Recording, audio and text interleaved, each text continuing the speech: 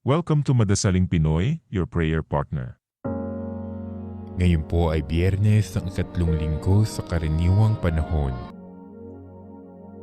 Ang mabuting balita ng Panginoon ayon kay San Marcos.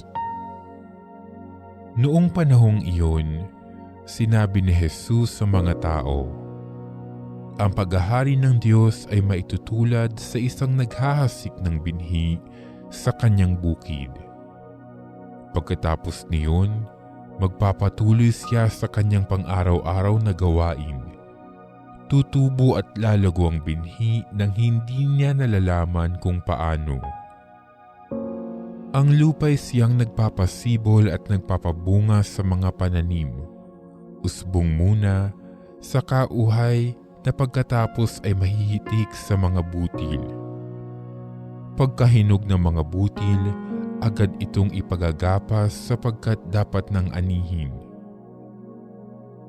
Sa ano natin ihahambing ang paghahari ng Diyos? Sabi pa ni Jesus.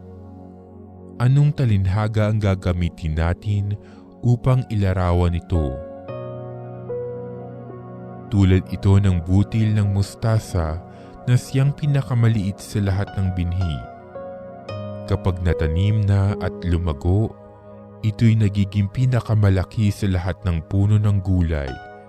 Nagkakasanga ito ng malalabay, anupat ang mga ibon ay nakapamumugad sa mga sanga nito. Ang salitang ipinangaral ni Jesus sa kanila sa pamamagitan ng maraming talinhagang tulad nito, ayon sa makakaya ng kanilang pangunawa.